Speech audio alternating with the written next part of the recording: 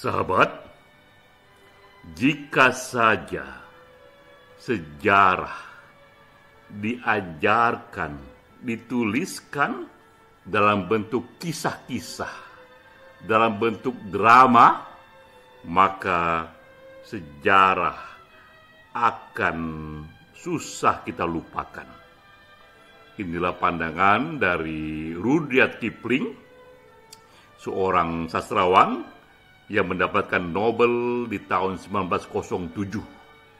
Kipling mempelajari memori manusia. Menurutnya, manusia mudah sekali tersentuh dan kemudian lama tinggal di memorinya jika ia mendengar apapun yang disampaikan dalam kisah-kisah drama.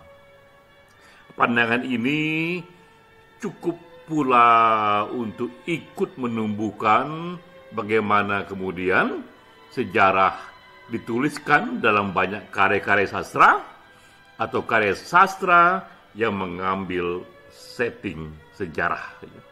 Kipling ikut menumbuhkan dan memperkuat genre historical fiction dalam sastra. Ini kutipan yang kuat untuk mengantar diskusi webinar kita minggu ini yang ke-16. Ini webinar yang diselenggarakan oleh Perkumpulan Penulis Indonesia Satu Pena. Yang ke-16 mengambil topik sekarang soal Kincir Waktu. Ini judul novel yang juga dengan setting sejarah di Indonesia tahun kerusuhan 1998, yang menjadi pembicaranya sahabat kita yang juga penulis novel ini sendiri, Bro Akmal Nasri Basral. Tentulah Bro Akmal pembicara yang paling otoritatif soal ini karena ia adalah pengarang dari novel ini sendiri. Nah, ini yang akan kita lakukan, yang akan saya review mengenai 3 hal. Pertama, soal cuplikan novel ini yang secara umum akan membuat kita memahami semacam summary yang lebih singkat mengenai novel ini. Lalu kedua, saya mencoba melihat ini novel termasuk genre apa genre-nya, jenis novel apa yang melingkupi novel ini. Dan bagian ketiga adalah karena ini juga mengangkat isu kerusuhan 98, kita diskusikan isu-isu krusial yang menjadi topik di novel ini dan juga menjadi pembicaraan luas oleh siapapun dan kapanpun ketika kita bicara mengenai kerusuhan 98. Itulah momen yang begitu penting, momen ketika Pak Harto dan sistem otoriter tumbang dan ketika kita memulai transisi ke demokrasi. Namun saat itu juga terjadi satu riot, satu kerusuhan rasial yang menjadikan yang orang bilang kaum sipil mata menjadi objek dari aksi kerusuhan massal. Kita mulai dari pembukaan novel. Saya sudah membaca buku ini, bukunya minta ampun tebalnya. Seharian saya membacanya. Ini lebih dari 500 halaman. Sudah lama saya tak membaca novel setebal ini. Kita mulai lihat dari pembukaan novel. Ini katakanlah bab 1 dan bab 2 atau bagian 1 atau bagian 2 karena setiap bagian ini tak terlalu panjang.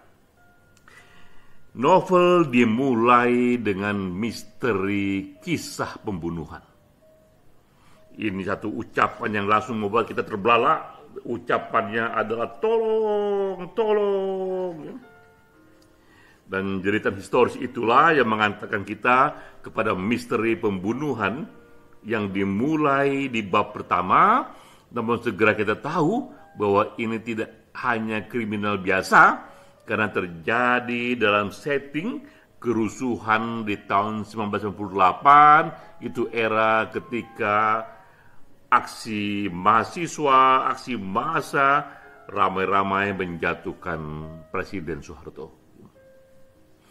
Dan juga kemudian di bab keduanya, di Kaki Liberty, langsung pula kita sadari bahwa dua setting yang diambil dari novel ini, satu di Indonesia, satu lagi di Amerika Serikat.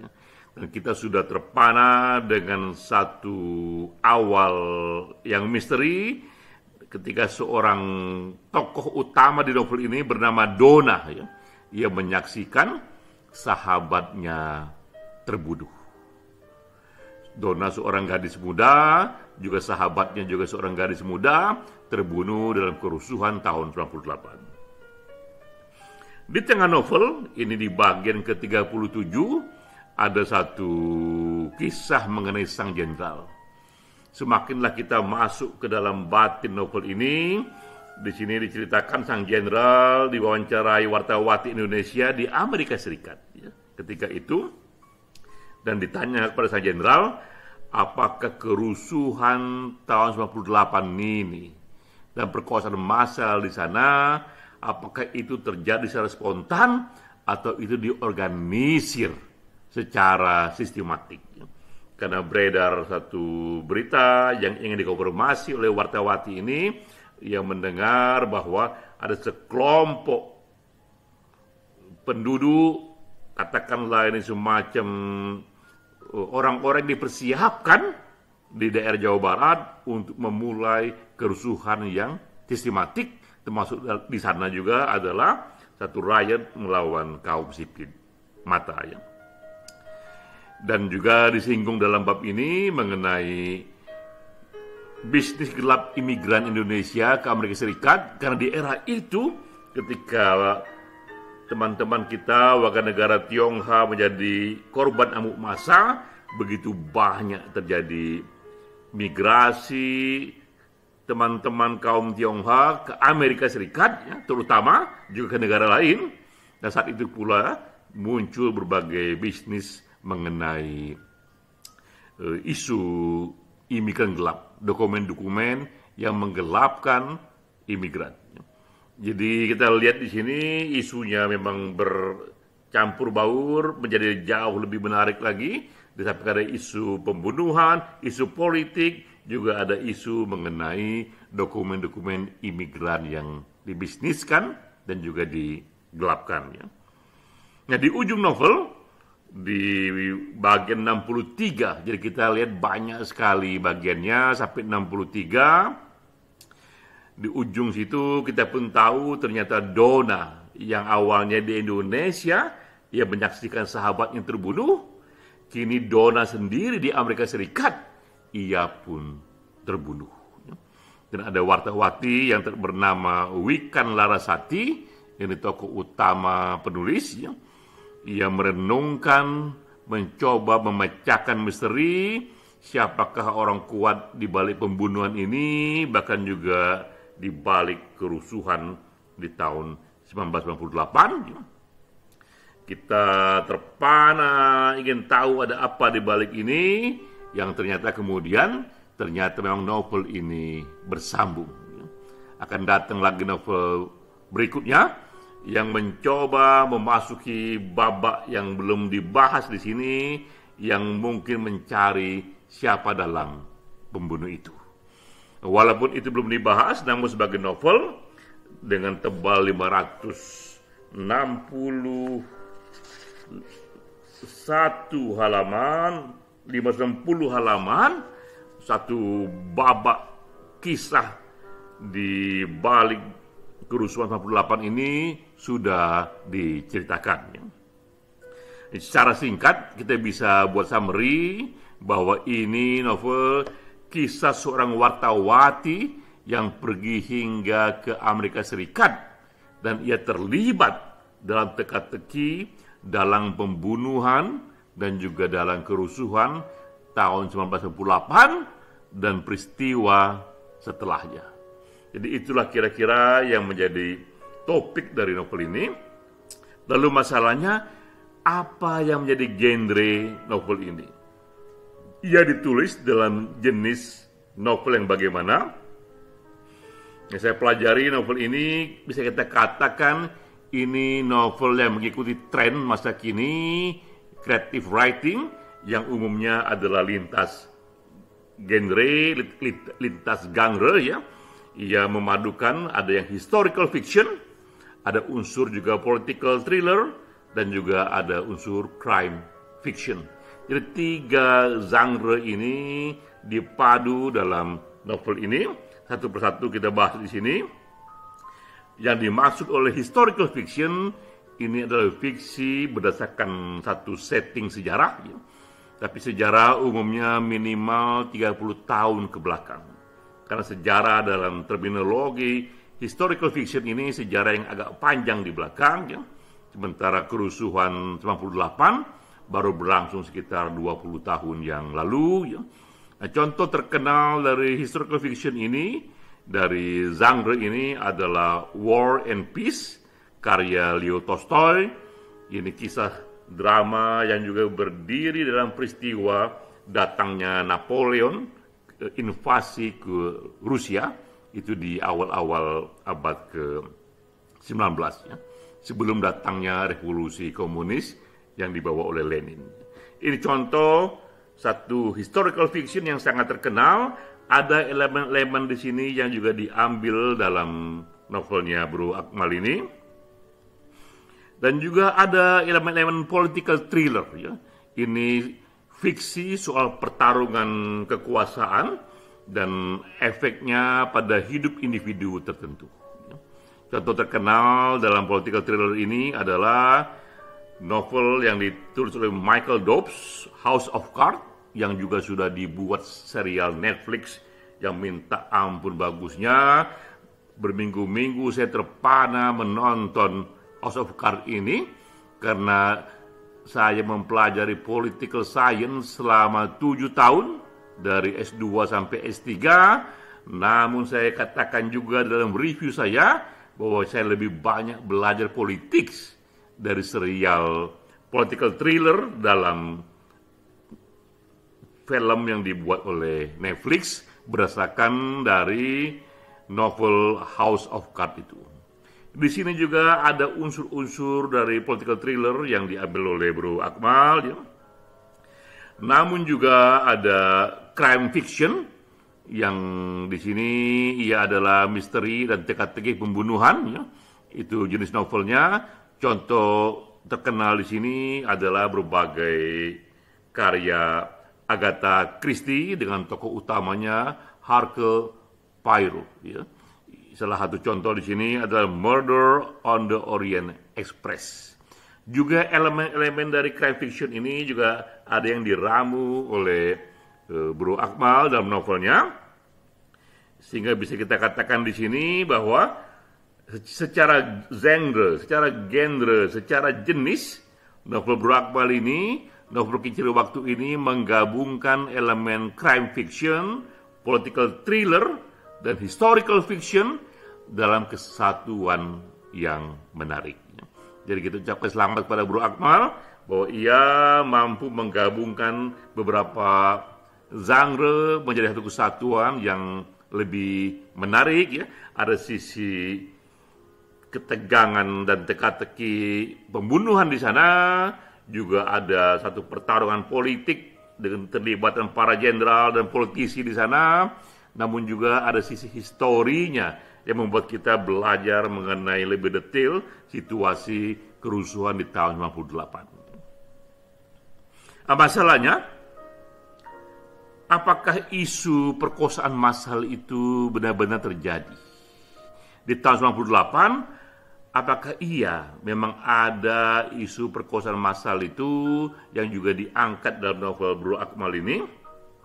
Jika kita lihat dalam sejarah novel Indonesia, ada beberapa novel juga yang mengangkat ini. Salah satunya adalah yang ditulis oleh Dewi Anggreni di tahun 2017 dalam bahasa Inggris, My Pain, My Country.